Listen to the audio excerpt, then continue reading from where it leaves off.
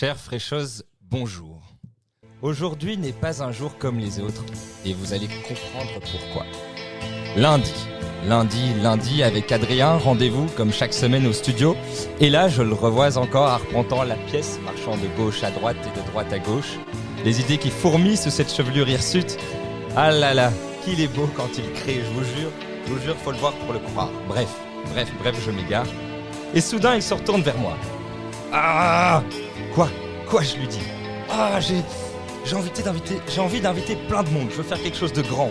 Si on invitait une réalisatrice ou une journaliste, ou alors, je sais pas, une chroniqueuse, une écrivaine ou même une scénariste. Mais Adrien, je lui dis, un peu contrit, on n'arrivera jamais à trouver tout ce monde. Et là, je le revois, déçu mais pas abattu, qui commence à remuer les tréfonds de sa culture, d'internet et des bouquins qu'il a sous la main. Jusqu'à ce qu'il relève ses yeux vers moi. Je sais, il me dit. Si je te disais qu'en fait, il existe une personne qui réunit toutes ces facettes à la fois. Et oui, après notamment d'innombrables chroniques à la radio ou à la télé, 3 pièces de théâtre, un documentaire, 3 romans et j'en passe, notre invité a décidé de franchir le cap et comme ce qui restera très probablement l'apothéose de sa prolifique carrière, a décidé de poser le temps d'un épisode ses valises dans notre studio pour le plaisir de vos papilles auditives. Aujourd'hui, chère fraîcheuse, on reçoit Myriam Leroy. Ouais. Merci. Et on va tout de suite commencer avec la coupe de champagne. Jingle. La coupe de champagne. Ah oui, il y a du Il y a du il y a budget. des moyens. Ouais, Ouais. le jingle, c'est Alors, quelque chose. donc la coupe de champagne, c'est ma petite chronique pour commencer. Donc c'est comme un petit verre de champagne, des petites questions sans se prendre la tête. Alors, salut Myriam, comment ça va? Bien. Salut. Parfait. Et alors, ce qu'on aimerait savoir, c'est pourquoi tu as accepté de venir dans ce podcast. Parce que vous aviez l'air sympa et que ça avait l'air d'être un vrai podcast et pas un truc trop bricolé. Non, c'est ouais. pas le genre Enfin, de la maison, ça. Non. C'est pas notre genre. Nous, c'est Non. sérieux. Non, oui, on voyait qu'il y avait des moyens. Puis je me suis dit, pour ma visibilité, ce sera bien. Ah oui, c'était au bon endroit. Alors, en quelques mots, comment tu pourrais te définir pour nos peu d'abonnés qui ne Oh. savent pas qui tu es? Mais c'est la question, Pas la facile. quête de toute une vie d'arriver à répondre à cette question. Mais je pense que je suis quelqu'un qui écrit. Voilà, ça c'est ce que je fais dans la vie.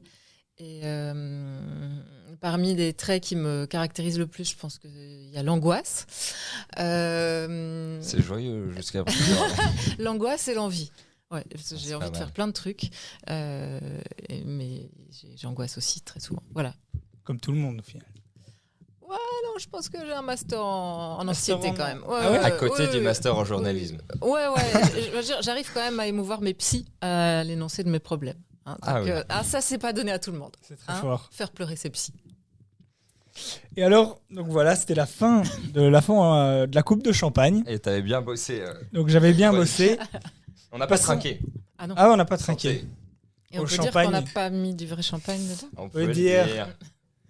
Émission 2.0. Ouais, parce Comment on que dit je- 2.0? Je suis Guindaille pas 2.0. joyeuse, j'ai décidé de ne pas boire. Tout à ton honneur. Nous aussi, on fait la même chose. C'est ce qu'on s'est dit au début. Alors, donc, tu as fait des études de journalisme à l'UCL. Et en sortant de l'UNIF, quelle était la journaliste que tu voulais être, tu rêvais d'être, et est-ce que tu y es arrivé au final? Quel domaine est-ce que tu te voyais Alors c'est très difficile à dire parce qu'en fait je pense que en refaisant le fil de mes envies et de mes ambitions, je suis pas sûre que c'était vraiment journaliste que je voulais être. Et que journaliste c'était plutôt un état transitoire, une manière d'être payé pour écrire. Mais je pense que je voulais écrire des romans avant tout. Quand j'étais petite c'était ça que je voulais faire, mais je savais pas comment y arriver. Donc je me dis le journalisme ça a l'air d'être une voie classique. Et Mais voilà. en faisant journaliste, tu gardais Oui, l'envie tout d'être à fait. romancière plus tard. Ouais. Et puis maintenant, je me rends compte que je fais, je pense, ce que je veux faire. Donc, c'est-à-dire que je suis plus vraiment journaliste, c'est-à-dire que j'exerce plus dans des médias, enfin au sein de rédaction, quoi. Ok. Mais je fais quand même du journalisme parce que quand je crée une pièce de théâtre, enfin ma dernière pièce c'était une pièce de théâtre documentaire. Je fais du documentaire aussi. Mon dernier bouquin c'est une enquête qui emprunte quand même à 90% aux techniques de journalisme. Donc, alors la question c'était quel journaliste je voulais être en sortant de l'école. Je voulais être juste à ce moment-là une journaliste qui travaille, quoi. Et c'était... D'abord, le métier de journalisme, c'était pour se nourrir, plus qu'une passion. Ben non, j'aimais l'idée, ça brassait toutes mes compétences en fait, ma curiosité, mon envie d'écrire, mon envie de découvrir le vaste monde, de voyager. Mais quand je sortais des études, je suis arrivée sur le marché de l'emploi au moment où il y avait plus d'emploi, où ça commençait vraiment très très fort à se casser la gueule, quoi. Et ma première ambition et ma seule ambition à ce moment-là, c'était simplement de bosser, quoi, de trouver un endroit où faire des piges, parce que déjà il n'y avait plus moyen d'être salarié en journalisme au moment où je suis sortie des études. Et puis donc j'ai surtout beaucoup bossé dans tous les endroits possibles et imaginables, en me posant même assez peu de questions sur la ligne éditoriale des médias pour lesquels je travaillais. Et j'ai fait ça, bosser sans m'arrêter, sans respirer, sans regarder pendant je sais pas, au moins 10 ans avant de me dire est-ce que c'est vraiment tout à fait au bon endroit que je suis.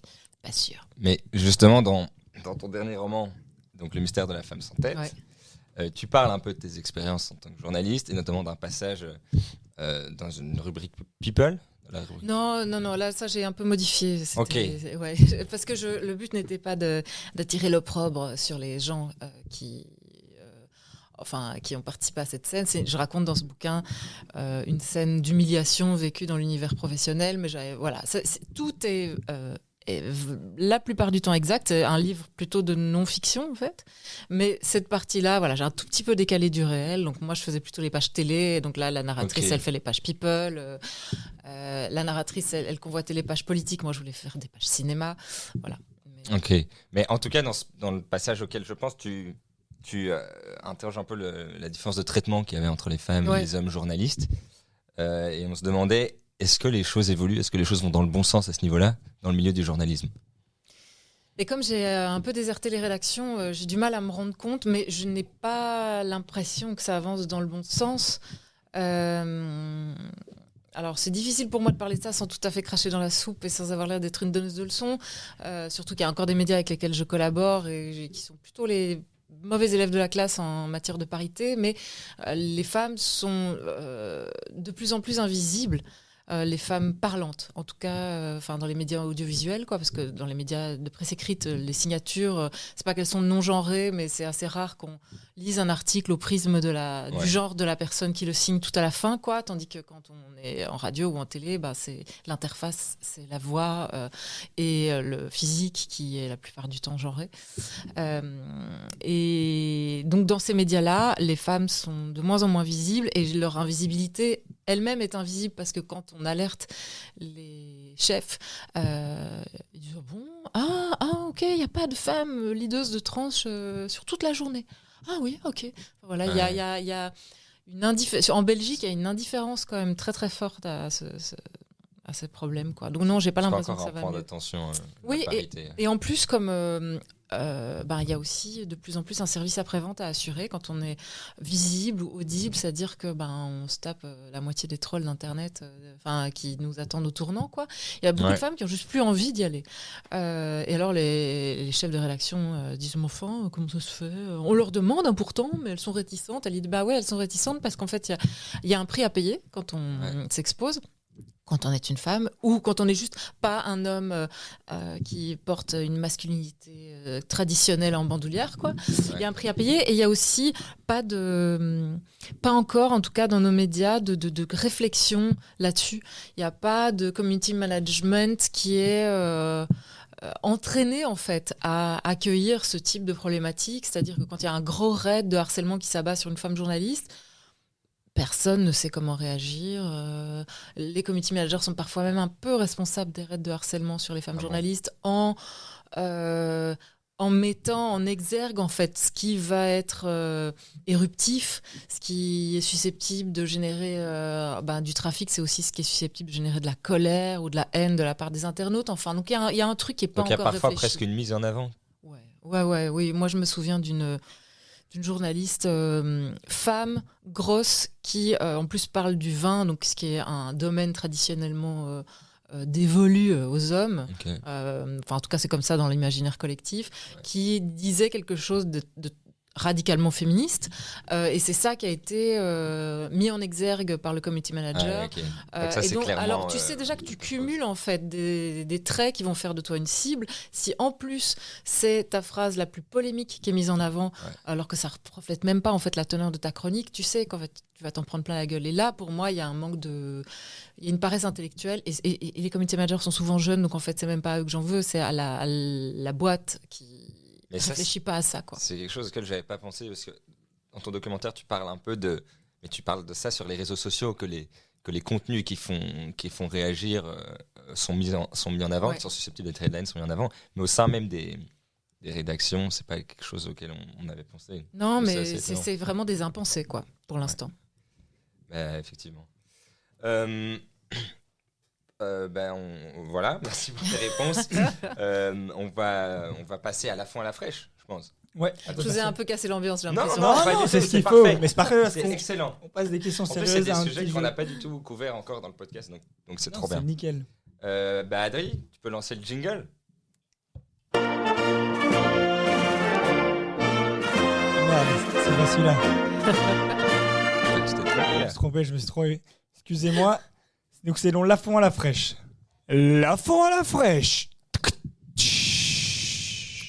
Alors Myriam, t'es passée chez Ardisson à l'époque. Ouais. Et du coup, on s'est dit qu'on allait... Bon, tout n'est pas gardé chez Ardisson, mais on s'est dit qu'on allait garder le concept de ces interviews et de faire une interview à la Ardisson. Et on va te faire l'interview fin de phrase. Ah ouais, c'est quoi ? C'est... donc on va lire des débuts de phrases que tu devras compléter instantanément. D'accord, ça demande un peu d'agilité intellectuelle, je suis pas sûre de... C'est l'été quand même. C'est l'été. Non, mais on est allé sur des phrases normalement qui devraient être dans tes cordes. D'accord. Jingle.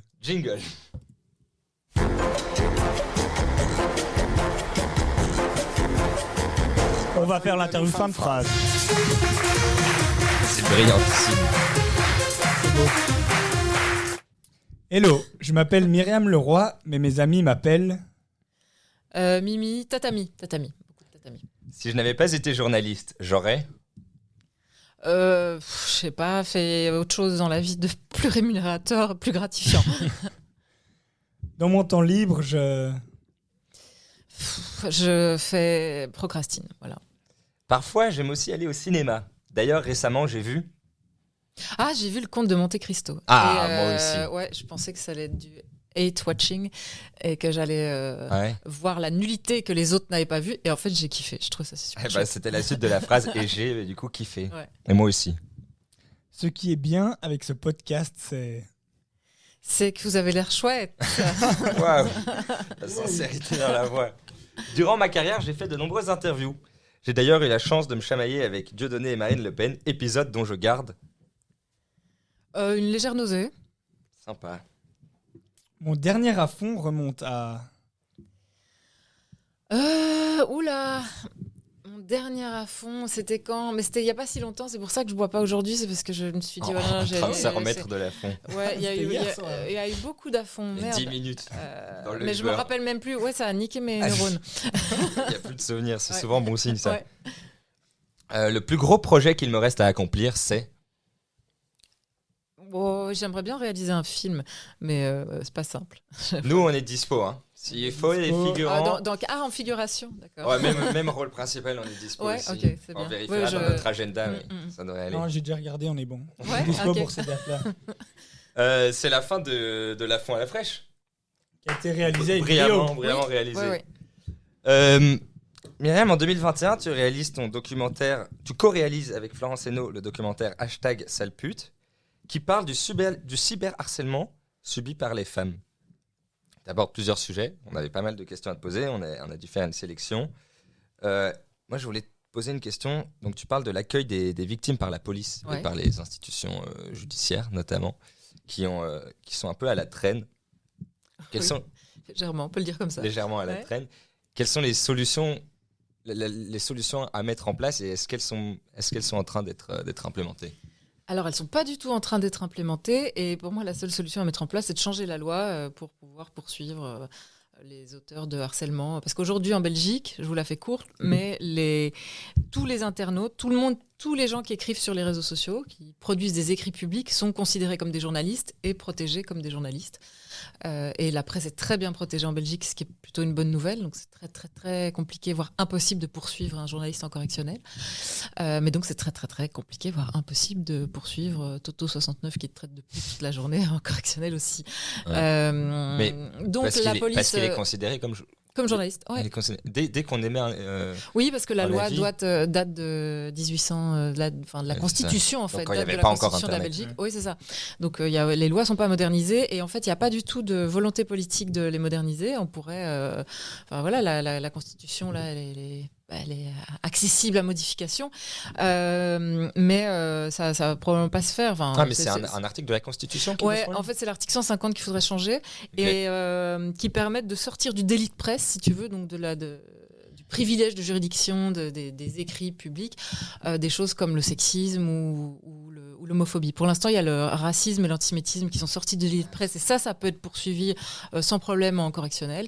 Mais si c'est des Il y a un insultes peu une homophobes, sélection des transphobes, oui, insultes. c'est ça. Il y a une sélection des discriminations qui sont C'est ça. considérées comme suffisamment graves que pour atterrir en correctionnel. Et il y en a d'autres qui atterrissent en fait dans une sorte de faille spatio-temporelle où il se passe rien parce que le délit est constaté, mais il n'est pas poursuivi parce qu'on ne va pas mobiliser une cour d'assises pour Toto 69 qui traite de grosses putes toute la journée. Tu vois. Donc il faudrait modifier la Constitution. Le problème, c'est que il faut les 2 tiers, une majorité des 2 tiers, et pour l'instant elle n'est pas atteinte parce que déjà l'extrême droite ne veut pas de cette modification, ça, sans doute. La surprise vient plutôt du PTB, parce que le PTB ne veut pas non plus, parce que le PTB craint manifestement qu'on sorte du délit de presse, donc qu'on puisse poursuivre les gens qui critiquent les riches. Ok. Voilà. Et donc, comme ils ont envie de continuer très légitimement à critiquer les riches, voilà, ils ne veulent pas protéger les femmes et les personnes LGBTQI. Et si le PTB était d'accord Ah oui, là, on a les 2 tiers. Ouais. Il y a les 2 Ouais, tiers. je dis on comme si je faisais partie du Parlement. Non, ok, donc ça tient pas à grand chose. Non, c'est vraiment très C'est très un peu. parti, ok. Ouais, parce que même le MR est pour. Ok. Donc, Et ouais. ça va peut-être changer quand même dans les années qui arrivent. Je sais pas. En fait, je pensais que ça allait de mieux en mieux, et puis je vois qu'il y a quand même un trend mondial de réaction, quoi. Enfin, les idées réactionnaires gagnent du terrain. Alors les idées progressistes aussi, mais on est vraiment sur 2 tracks différentes, quoi. Enfin, il y a plus. Chacun tire de son côté, mais les idées réactionnaires sont de plus en plus musclées. Et, enfin voilà, on a vu les dernières élections en Belgique, en France. J'ai pas l'impression qu'on puisse espérer quelque chose de meilleur à l'avenir. Ouais, c'est pas le plus réjouissant. Et puis, on voit Elon Musk là, qui vient de déménager son siège social c'était au pourquoi Texas, parce qu'il y avait une loi qui était trop transphile, d'après lui, en Californie, sachant qu'il a un enfant trans aussi, Elon Musk. Donc c'est vraiment insensé. Voilà. Mais donc, non, j'ai pas l'impression qu'on va y arriver. Surtout Musk, il a enlevé toute la modération qu'il disait sur Twitter. Ouais. Ça aussi, c'est un gros problème, non ? Oui, Twitter, c'est vraiment devenu Ça, un cloaque. C'est une porcherie. Il y a plus rien à... Enfin, si, il y a des trucs bien aussi, mais tu sais que Très tu peu. dis bonjour, bonne journée à tous, tu vas te faire dézinguer. Mais parfois, il y a un peu, j'ai l'impression, une confusion entre liberté d'expression et l'interdiction de discriminer au nom de la liberté d'expression. Très clairement. La liberté d'expression dans nos pays, elle est uniquement envisagée par le prisme de celui qui a toujours eu le monopole de l'expression et celui qui gueule le plus fort. C'est la liberté de celui qui a envie d'être un immonde troll. C'est pas la liberté, c'est pas notre liberté à nous, par exemple. Jamais on se pose la question de tiens, les personnes discriminées, les personnes LGBT, les personnes racisées, les femmes, leur liberté d'expression, est-ce qu'elle est bien respectée quand on leur tape dessus toute la journée et que finalement ces gens-là disparaissent carrément de Twitter, des réseaux sociaux, des médias, pour ne pas avoir à subir toute cette haine. Ouais, c'est ça, la censure pour éviter les représailles. On Ouais. en parlera d'ailleurs après. Ouais.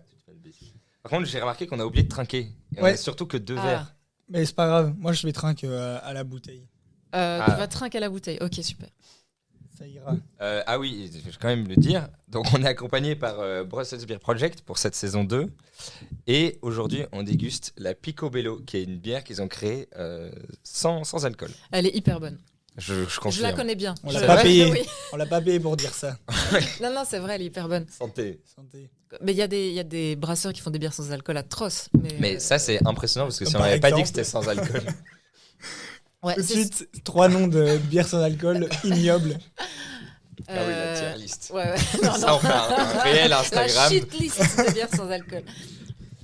Ouais. Alors, moi, j'ai une autre petite question. Donc, dans le Ah, documentaire, c'est justement ce que tu disais.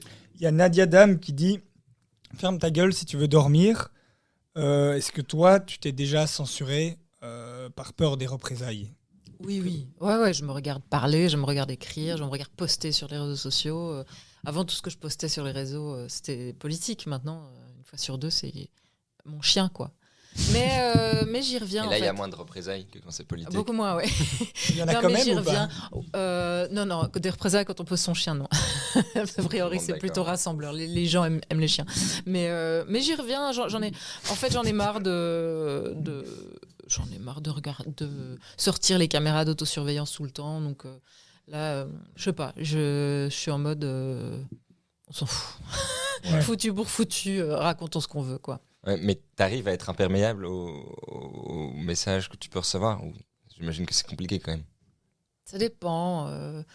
Je pense que vraiment ma sensibilité s'est émoussée par rapport à ça.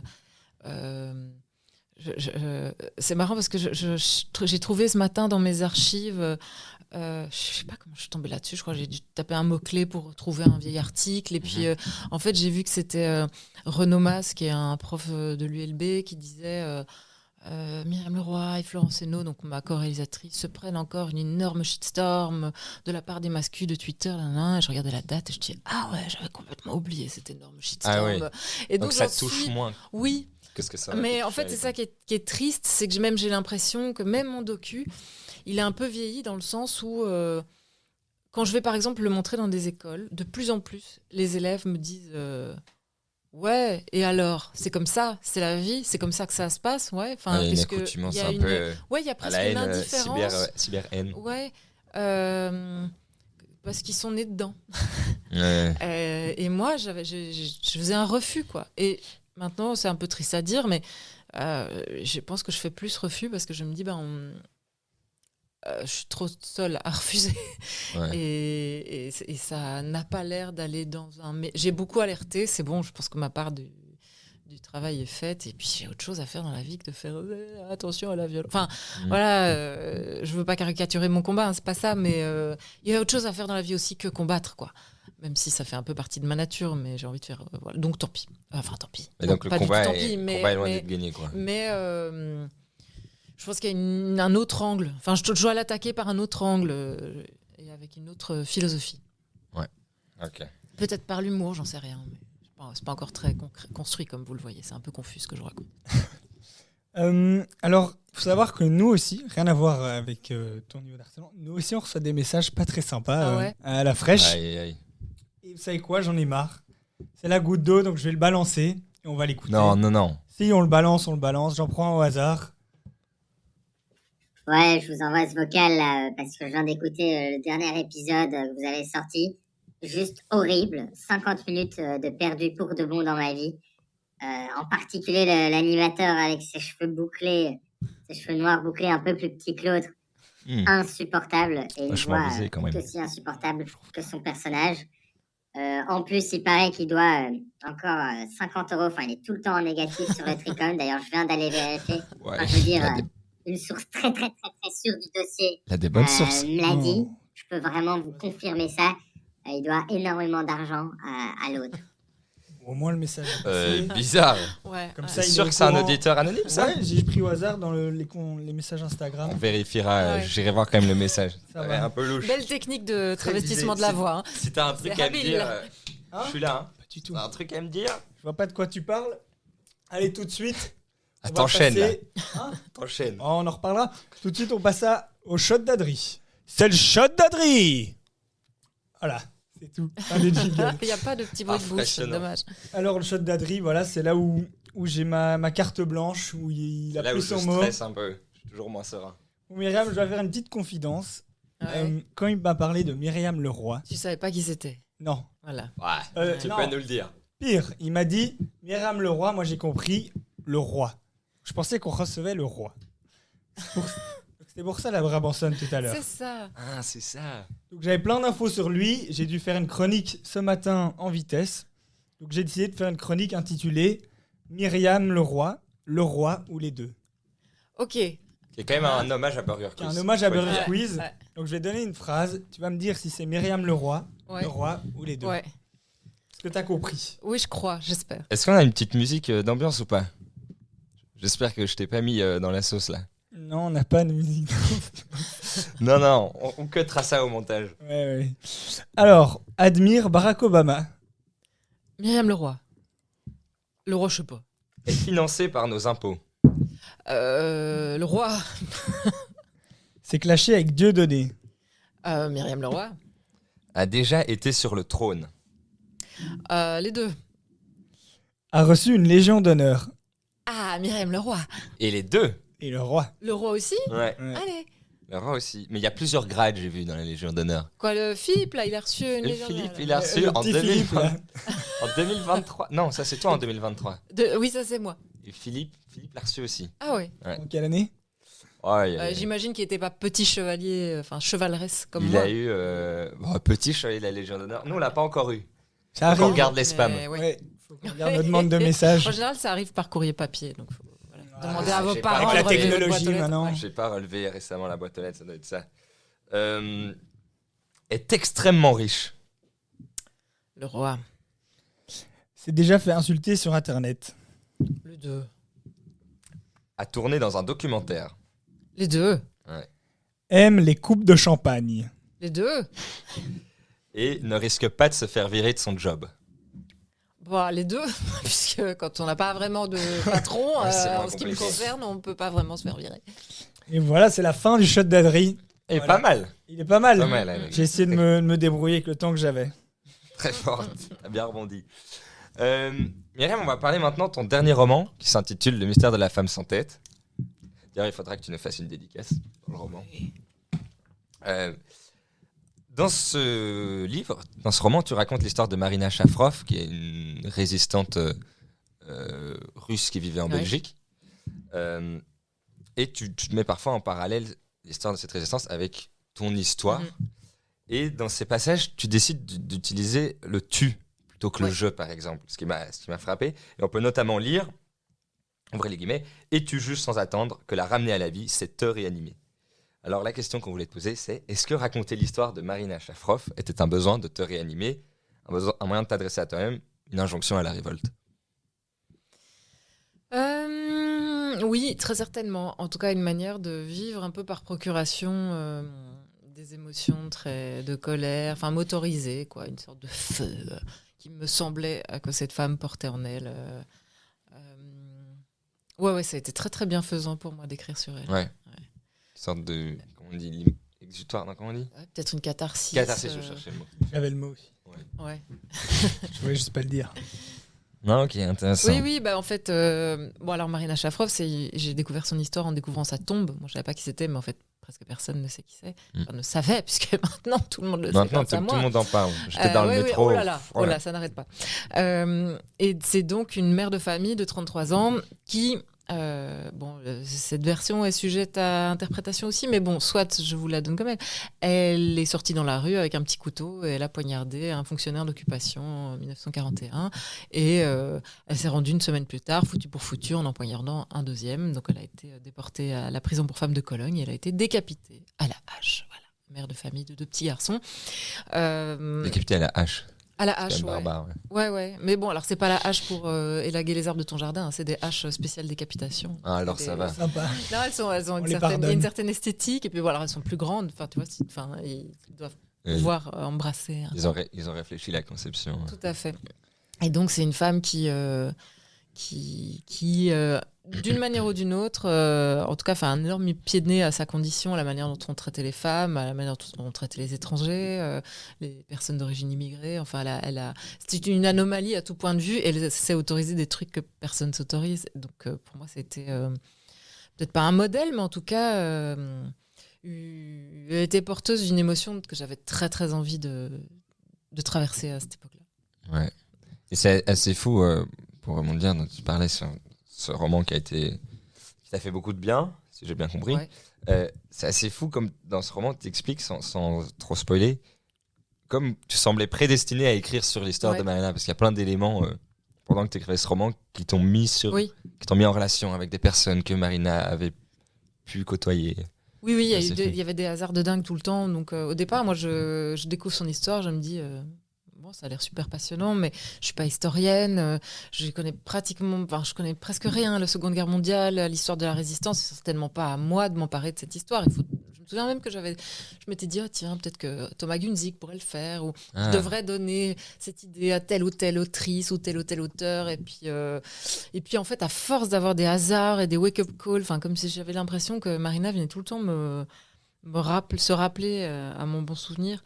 Et à un moment donné, je me suis dit, tiens, ça fait tellement longtemps que je lis sur elle par curiosité que peut-être que je pourrais... au début, tu n'envisageais pas du tout d'écrire un roman? Non. C'est avec l'accumulation des coïncidences? Oui, que je me suis dit, mais en fait, il y a peut-être quelque chose il y a des signaux qu'il faut même pas décrypter. Ils sont là. Alors, je suis pas trop mystique d'habitude, et je vois pas grand-chose d'autre que du hasard dans les coïncidences, mais à un moment donné, je me suis dit, non, mais c'est trop. Il y a trop de hasard. Et alors, pour connaître les hasards, il faut lire le livre, bien sûr. Je ne vous les raconterai pas, mais voilà. Et j'avais souvent l'impression que sa silhouette, ou ma silhouette, se superposait à la sienne dans les mêmes endroits de Bruxelles. Oui, notamment, et puis c'est ça. On a vécu aux mêmes endroits, voilà, tout le temps au même moment. Et ce qui est rigolo aussi, c'est que quand j'ai terminé d'écrire le livre, ça a pris vachement longtemps. J'ai eu beaucoup de mal à lire. Enfin, c'est pas que j'ai eu du mal à l'écrire, mais ça a été un long processus pour comprendre comment l'écrire, quelle voie narrative utiliser, quel angle, tout. Une fois que j'ai terminé le livre, après 2 ans, les hasards ont cessé de se manifester. Il n'y a plus eu. Ou alors c'est moi qui n'étais plus du tout perméable, ou qui n'avais plus besoin, qui n'avais plus envie. C'est évidemment tout à fait possible.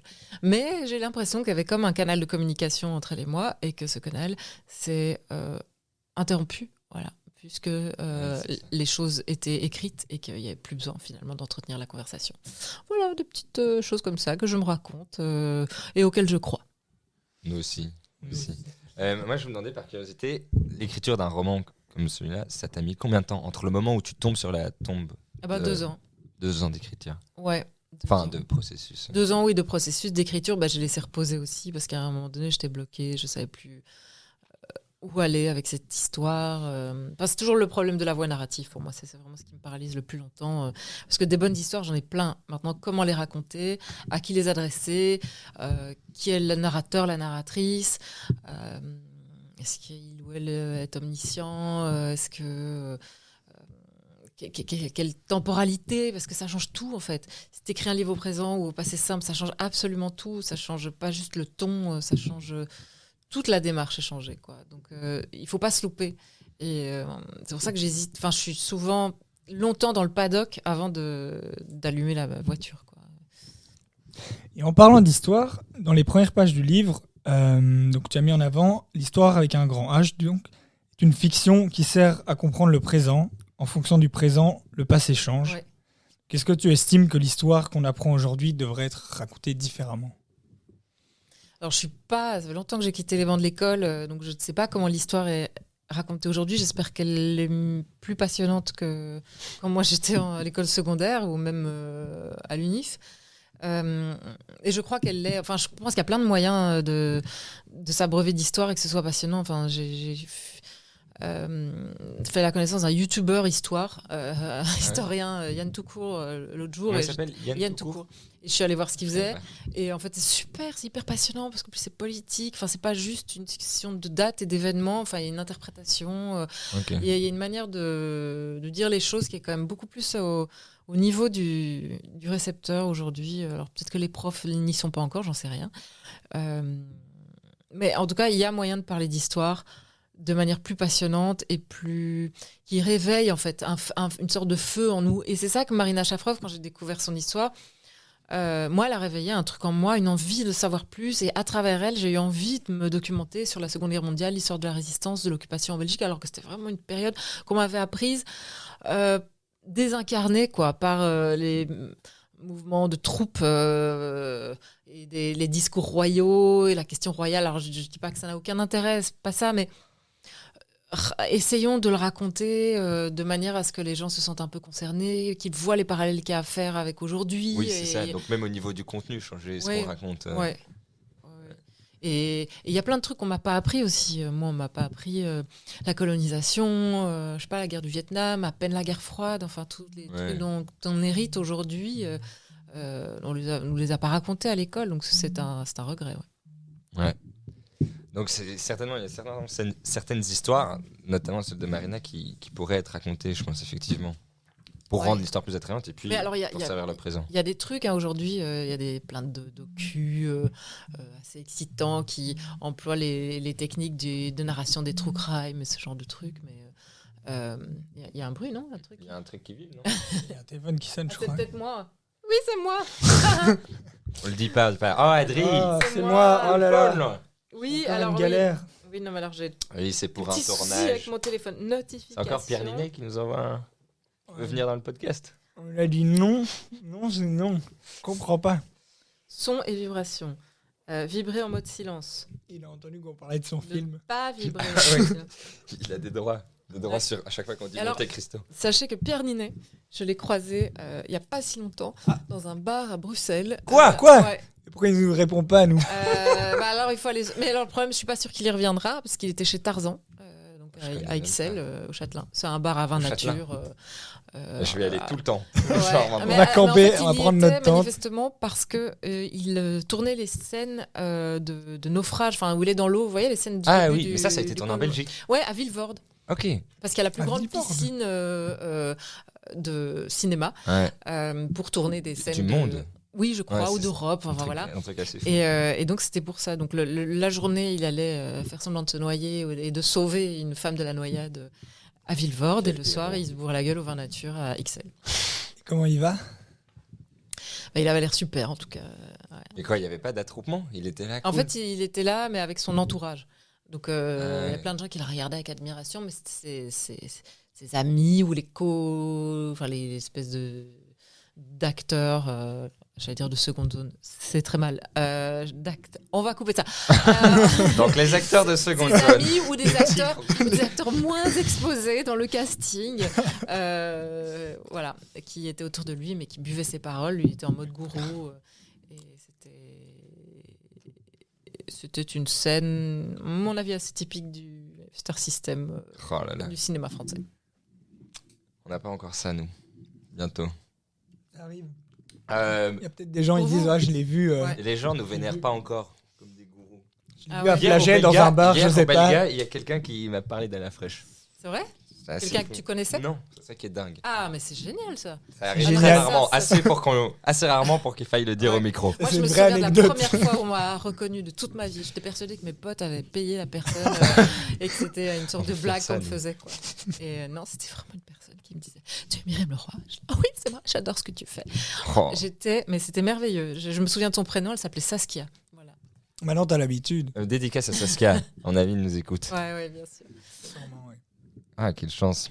Ah, nous, on n'a jamais signé d'autographe encore. Ni fait Ça va être selfie. beau. Maintenant, c'est les selfies. Ouais. On n'a pas encore fait. On te demande parfois des selfies dans la rue. Mais dans la rue, assez peu. Mais dans des événements, ouais, ça Ouais. arrive. Sympa. Bon, la soirée a bien avancé. On a eu notre coupe de champagne, notre à fond, le shot d'Adri. Maintenant, on va tester. On va voir si tu es encore apte à rentrer chez toi après cette belle soirée. Et c'est le moment de l'alcotest. Jingle. L'alcotest. Encore une petite bière, s'il vous plaît. Donc, ouais, Exceptionnel. l'auditeur est censé avoir oublié qu'on buvait pas d'alcool ou de la bière sans alcool. Non. Oh, Il est dupe. Il est pas dupe. Ah, voilà. Quelle Donc, convention. on va voir si tu es apte à rentrer chez toi. Et pour ça, on s'est dit qu'on allait faire une interview décalée. Hmm. Donc, tu vas répondre. Parce que c'était pas décalé jusqu'ici. En fait. non, parce non, que si, nous, c'était très très sérieux. pas de blague. Donc, tu vas répondre. Je me perds toujours dans les consignes à cette chronique. Tu réponds à une réponse avec la réponse de la question Oh précédente. non, non, je sais pas faire ça. Oh Nous s'il non vous plus. plaît. Personne Oh non, n'a jamais je veux- réussi. Je veux skipper On ce annule. passage. Non. C'est vrai que c'est pas facile. On te donne la liste avec les questions. Comme ça, tu triches un peu Ah. si tu t'en sors pas. Alors, Adri, tu fais toutes les questions. Il y a les réponses. C'est vrai qu'il y a les réponses qu'on a prévues. Ah, vous avez prévu des réponses. Bon, je vais essayer, Non. mais je vous jure, c'est Si, on te souffle, impossible. on te souffle. Impossible. Je sais pas retenir ce fait que genre. j'ai fait il y a Dis-toi 10 ans. qu'au premier podcast, on l'a Je suis fait Dory. avec quelqu'un qui buvait quasi pas et qui s'est dit je vais boire au podcast. Du coup, il était un peu pompette. Il n'y arrivait plus du tout. C'était une catastrophe. Oui, non, mais Non, c'était pas une catastrophe, c'était un super T'as vu chouette quand tu moment. parles de notre premier invité? Mais quoi? Oui. Alors, on le tente? On te souffle. Allez. Donc la première question, Je réponds pas. tu réponds pas. Ouais. Moi, c'est Myriam et mon nom de famille, c'est... Pendant ma carrière, je me suis disputé avec quelques personnes, notamment... Le roi. Lol. On l'avait pas encore faite cette blague. Non. Aux prochaines élections, surtout ne votez pas pour...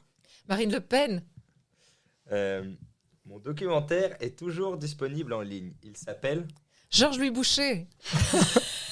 Un, doc- Ah, Le un boucher de documentaire Georges en un Louis. hommage. documentaire sur lui. C'est Mon documentaire est Non. toujours... vrai. Je viens de le dire. Pardon, Non, je plus, on suis s'en sort complètement bourré. Un instrument avant à 6 trous est appelé une... Une sale pute. Ah bon? C'est comme ça que ça pas. s'appelle? L'impression a bugué. Je t'explique que j'ai pas les autres questions. Vas-y. Mon insulte favorite. Flûte. Oh là là, c'est c'est fort. Oui. Ma réplique de film préféré. Plouc. Plouc? Ouais. Dans quel film? Je sais pas. C'est dans Pierre Ninet. Le film de Le Pierre film Ninet. Pierre Ninet qui s'appelle Pierre Ninet. Tu plouques pendant tout le film. Comment je décrirais ce podcast à mes amis? Je sais pas, parce que je pense pas que je peux donner ces répliques-là. Aussi. C'est une sorte de réconciliation entre juifs et nazis. Ouais. ouais. On n'est pas dans la merde, Je nous. sais pas quand isole ce passage. Bon, Et c'est la fin, mais ça a marché de. Ça a Par marché. contre, t'as Oui. géré. Oui, j'ai géré. Plus que Je nous. suis vraiment Beaucoup Oui, plus que éclatée nous. par vous n'arrivez pas à lire les questions. ma concentration. Mais je vous jure que j'ai perdu 6 ans d'espérance de vie là, à me concentrer. C'est bien. Ouais. On en sort gagnant de ce podcast. Bon bah bravo. Moi Merci. j'ai plus les feuilles, Adrien. C'est L'imprimante fini, n'a pas le podcast fonctionné. est fini. Pourquoi tu n'as plus de Donc feuilles tu vas gérer. Ça, on engueulera la prod. Ah, question sérieuse. On arrête de déconner là. Dans tous tes romans, dans toutes tes pièces, et peut-être toutes tes chroniques, enfin, non, je reprends. Tous tes romans, toutes tes pièces, peut-être toutes tes chroniques sont tirées d'expériences personnelles. Est-ce que tu penses arriver et vouloir un jour écrire une histoire qui n'est pas inspirée de la tienne, ou bien ton vécu restera toujours la base de ton écriture?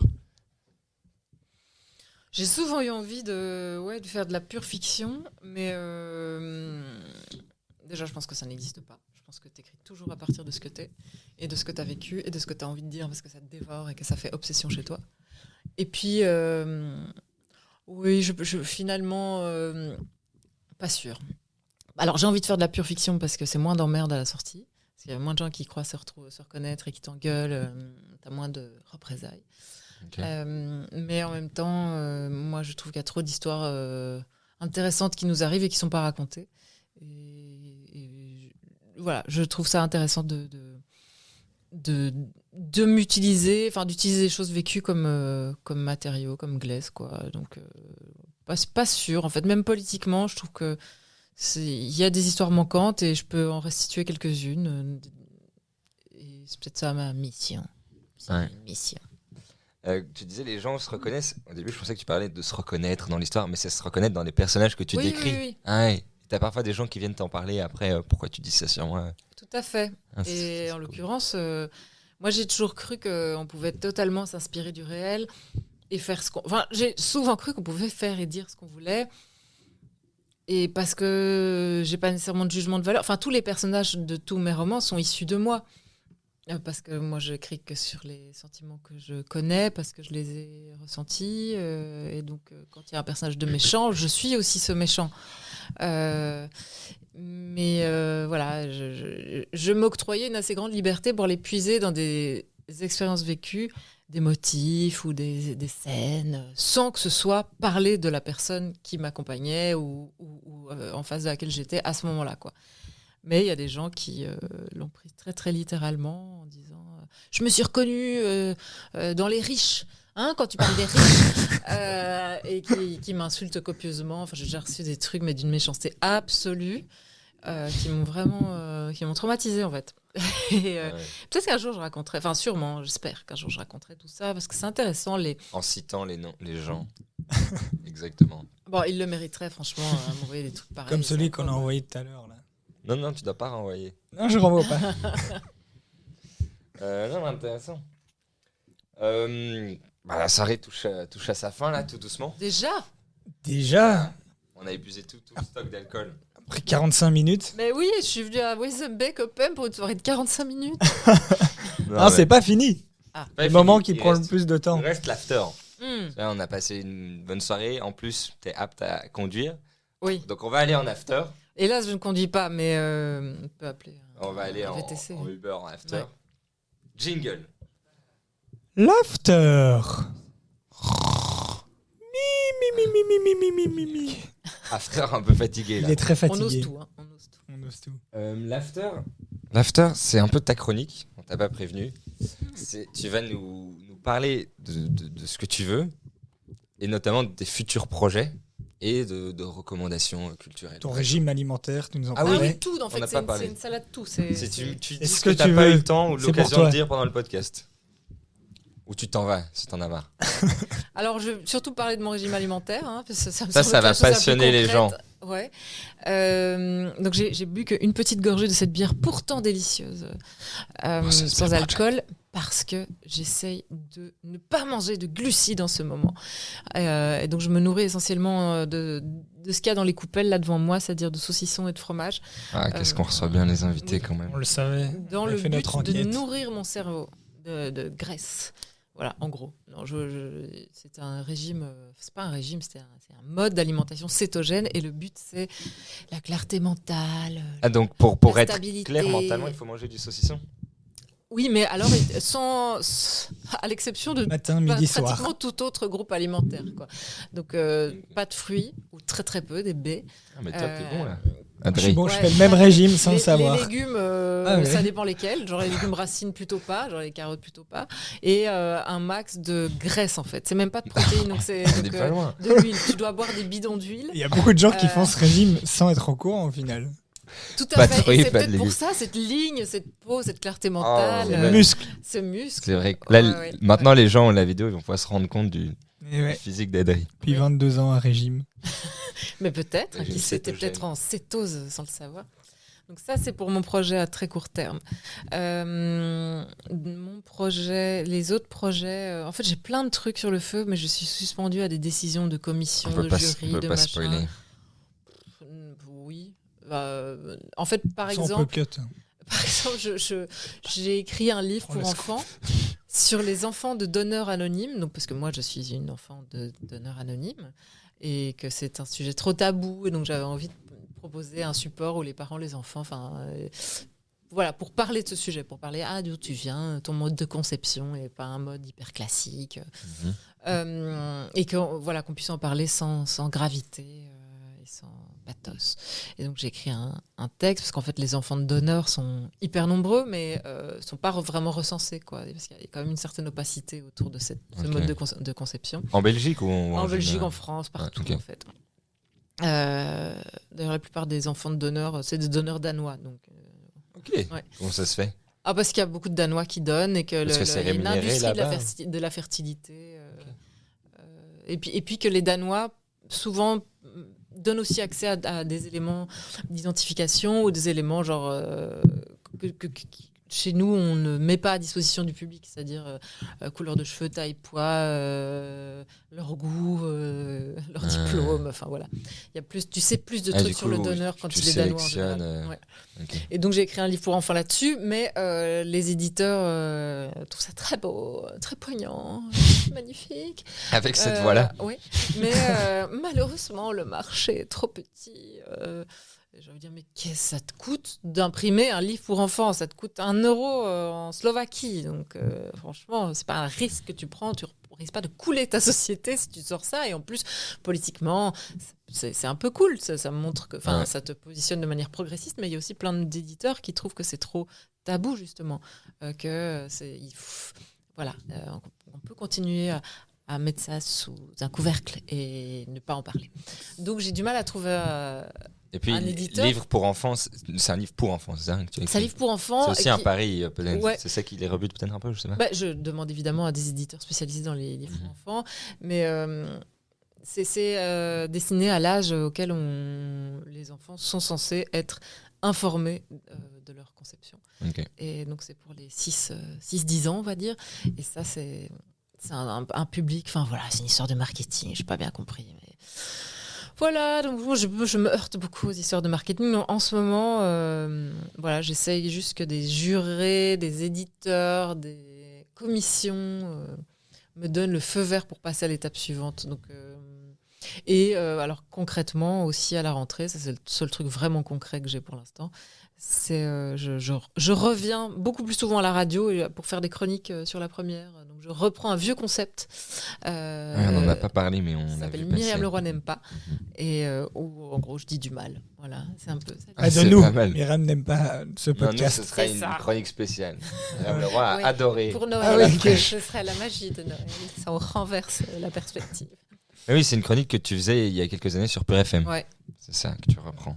Et que je reprends, je sais pas, peut-être que j'aurais plus envie, hein. J'en sais rien du tout, mais quand la première m'a demandé de reprendre une chronique, j'avais pas spécialement envie. Ah, c'est eux qui sont venus te démarcher. J'avais pas envie du tout, même, parce que justement, comme je vous disais au début du podcast, tu fais une chronique et après tu passes une semaine à répondre ou pas aux gens qui te disent de la merde. Donc le seul truc qui pouvait m'amuser, ce serait moi de me décharger de mes frustrations au premier degré à l'antenne. Et le boss de l'émission Entrer sans frapper m'a dit bah oui, vas-y, super. Fais exactement ce que tu veux, si ça t'amuse et que ça reste dans notre ligne éditoriale qui est une émission de culture, donc ça va nous amuser aussi. Donc voilà, je me relance là-dedans et on verra. Peut-être que Pour écrire une chronique comme Myriam Leroy n'aime pas, ça dure quoi 4-5 minutes pour écrire la chronique. Non, la chronique dure 4 ou 5 minutes. Respecte son C'est pas- travail. Non, je me demande combien de temps tu mets pour écrire ça. La chronique, oui, dure 4-5 minutes et ça dépend. Mais moi, c'est toujours le même problème, quoi. Je reste beaucoup de temps à réfléchir avant de me lancer. Et une fois que je suis lancée, ça peut durer une demi-heure. Mais la réflexion autour du sujet, est-ce que c'est ça que je racontais, ça peut prendre une semaine. Je peux passer la semaine à écrire une chronique qui sera payée 150 € brut, quoi. Ça peut se produire, oui. Ah, ok. Ouais. De quoi on devrait encore parler? Quelqu'un a une idée? Tu avais dit régime, projet. Recommandations culturelles? Ah oui, ça. Recommandations culturelles Ils font souvent ça à la fin des podcasts connus. Ouais, oui. comme nous. Comme nous, on nous a pas encore recommandé. Et alors, ils recommandent des petits artistes, que ce soit n'importe quoi, de la musique, du théâtre, du Ah oui. cinéma, des petits films.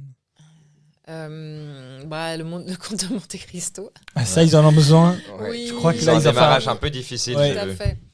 Non, mais c'est le lire aussi, parce que après je l'ai lu, je l'avais jamais lu.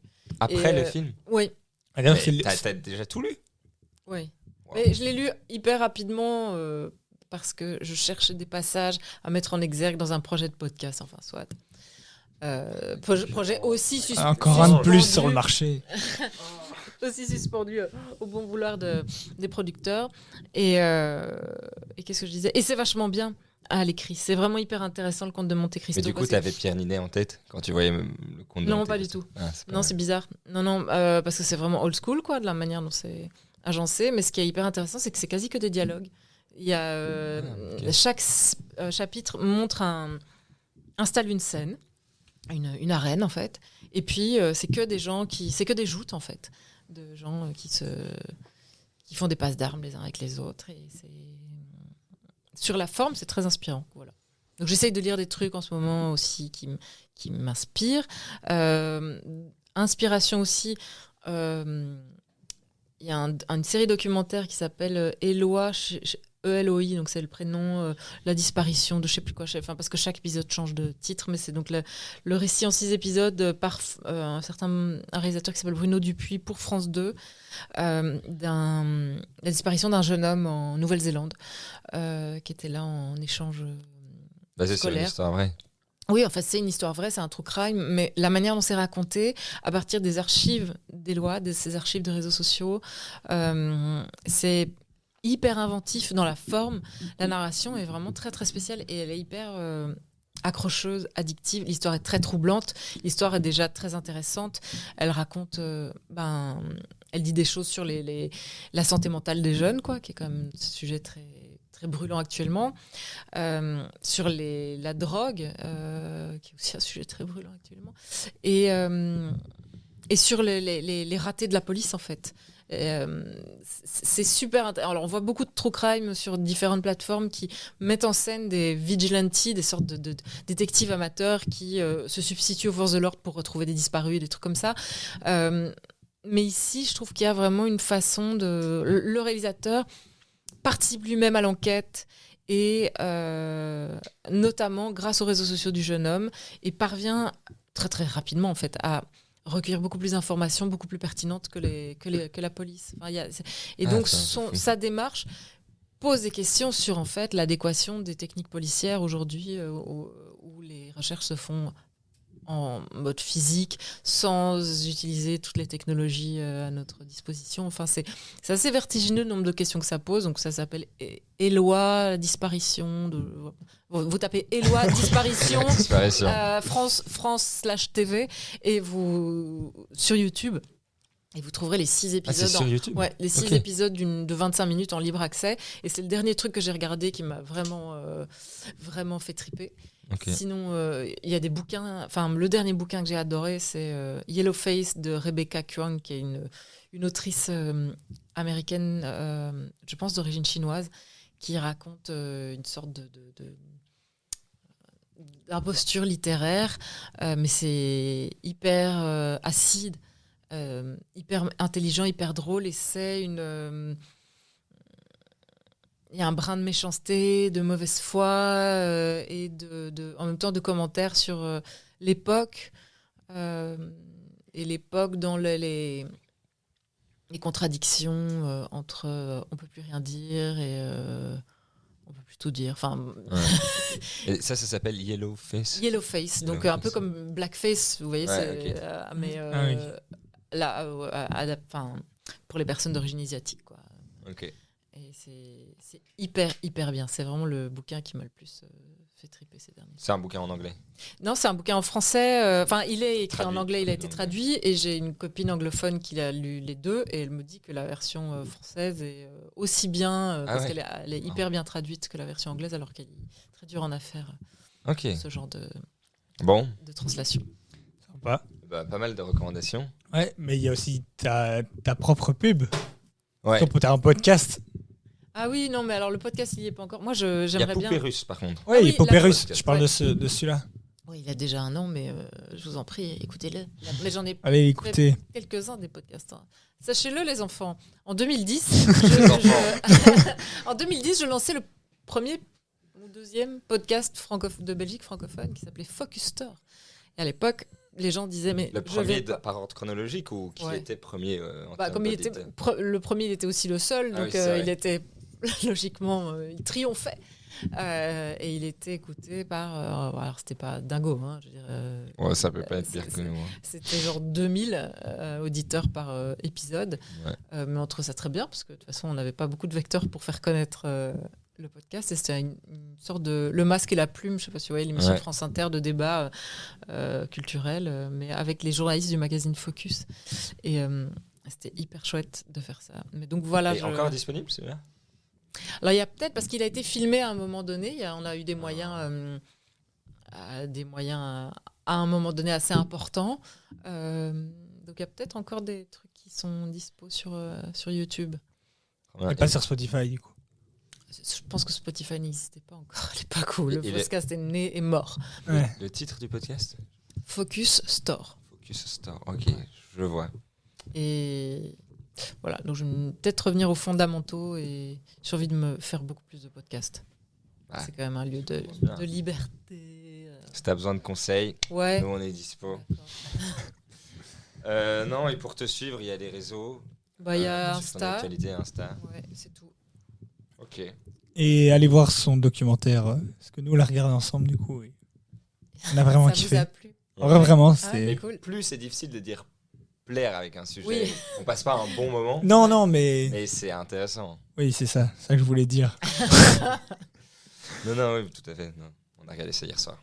Vous avez regardé sur Dailymotion ? Avant-hier soir. Non. On a payé. On l'a loué, vous donc on t'a peut-être donné un peu d'argent. Ah, chouette. Peut-être 1 centime, je sais pas comment ça marche. Vous l'avez loué où ? Sur quel... Arte. Ah, il y a moyen de le louer sur boutiques. Je savais pas. Quoi, il est en streaming illégal ? Il est en streaming illégal sur Dailymotion, donc il y a de la pub toutes les 6 secondes, quoi. Ah ouais, non.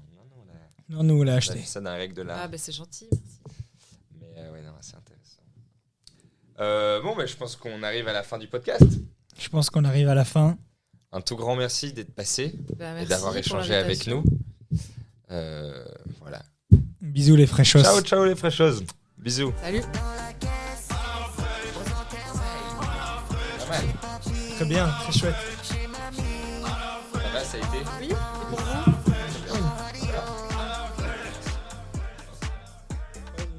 Ouais,